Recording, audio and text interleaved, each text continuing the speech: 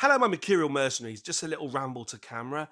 Kevin Parker of Tame Impala fame has announced that we're going to have a new album, The Slow Rush. I see what he's done there with the album name.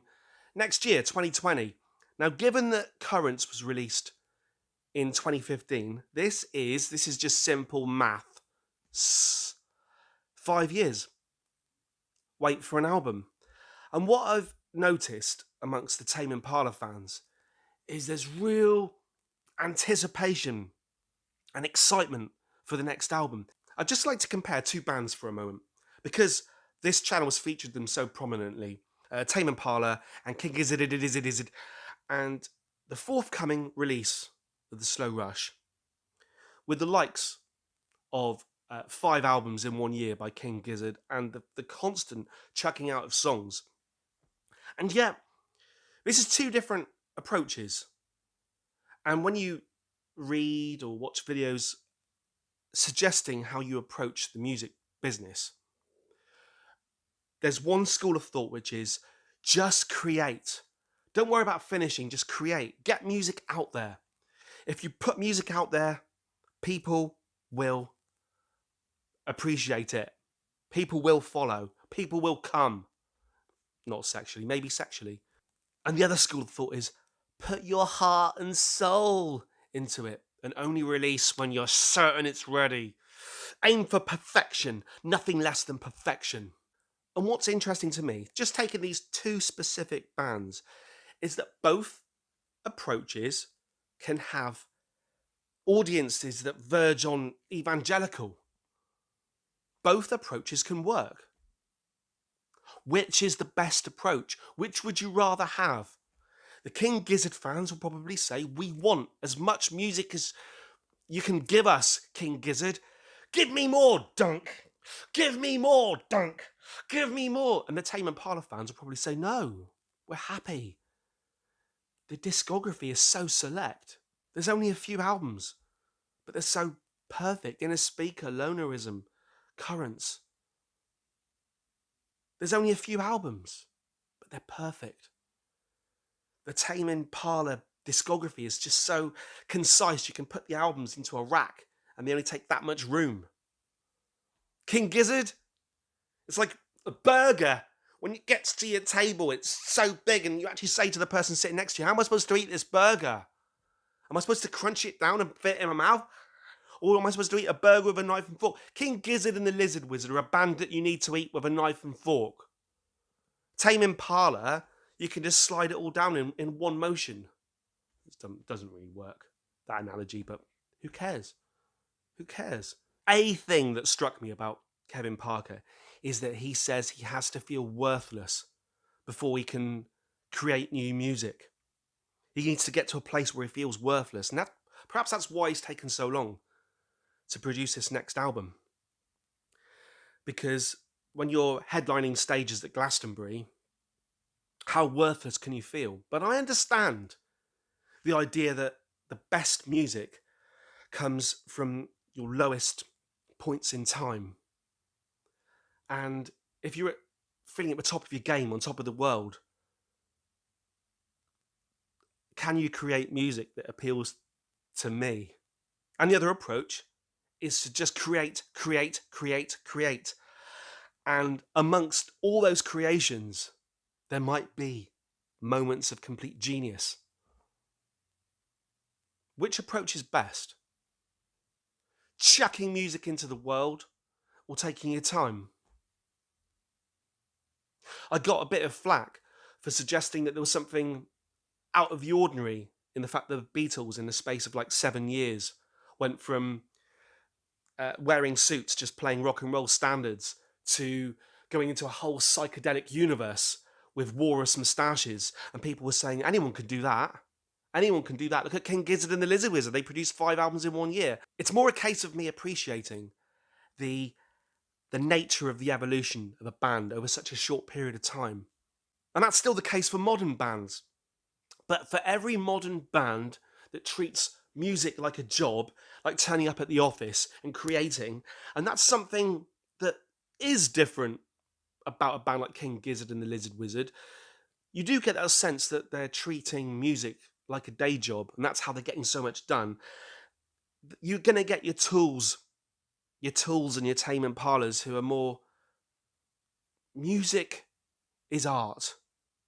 And if it takes me 20 years to paint this picture, you're not seeing it until those 20 years are up. You can't keep popping your head round the door saying, oh, how's it going? How's it going? No, this is a slow rush. What songs do you think are going to be on the slow rush? I think there's a chance that Patience and Borderline won't be on there. We'll go back to the days of the Beatles where singles were chucked out into the world, and then when the album came out, the singles weren't on the album. If you're going to release an album next year, I would say Kevin Parker is likely to not bother to put those songs on there. But what do you want from the album? I heard so much negativity around those two songs. I liked them. I thought they were great. I liked Currents. I think Currents is probably my favourite Tame Impala album. But that's probably controversial because I know there's so much love for Lonerism. Perhaps Lonerism is your guys' version of My Grace or Dummy by Portishead. It's like a generational thing as well. But what do you want from the next Tame Impala album? What do you expect? What will you consider a letdown? What will you consider a positive? One thing for me is in my journey with Tame Impala so far, it's been a bit of a cocoon. I've only really listened to the vinyl. I got ensconced in the music itself. When I finally watched Tame Impala live, and it was mainly on their headlining other stage set at Glastonbury this year, it wasn't all a positive. What I got from it, which I liked, was it was an experience, a great experience, a sound, a light show. I can see how, I said it back along in this video about being a religious experience. I can kind of see it. I found it once myself. I went to a 30 Seconds to Mars gig.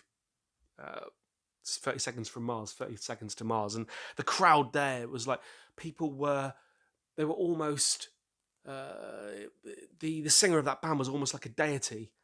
And I can kind of see that collective experience with the crowd at Tame Impala gigs. What I got from it, and I don't want to go into too much because people attack when I start to even suggest that some of this stuff might just be miming. But I appreciated the Tame Impala live experience. Have a beer, watch it on the telly. It was great.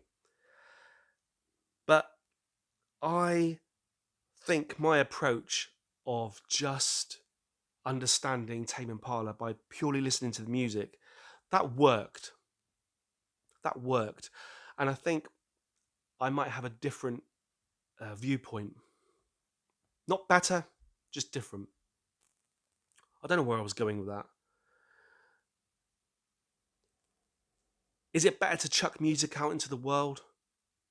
Or is it better to wait till you feel it's perfect? I myself have done it both ways, but I've not sexually. Well, maybe sexually. No, not sexually. But overall, I have been primarily from the school of wait till it's perfect. I had an album that took 10 years to make. It took 10 years to make. No one listened to it. It could have taken 5 minutes to make. No one would listen to it. For the majority of bands, musicians in the world, it doesn't really matter how long it takes you to make your music because no one's going to listen to it. On the whole, no one cares, which is why it's refreshing that people genuinely seem to care about a new record by some Australian band. They seem to care. Coldplay at the moment, who are one of the most derided bands in the world, and yet they sell. They're about to release a double album, I think, and people seem to care. It doesn't matter what you think of these bands that I'm talking about. There's something exciting, and the Tool record was an example. There's something exciting about people still caring about music.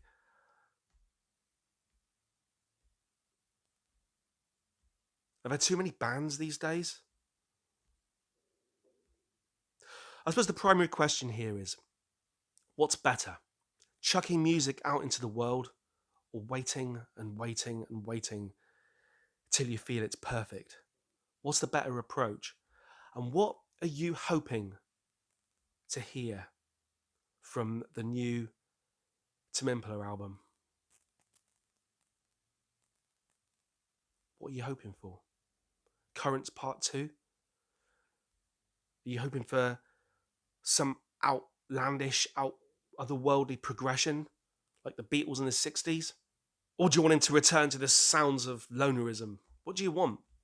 What do you want? What will make you happy? That's the question of the day.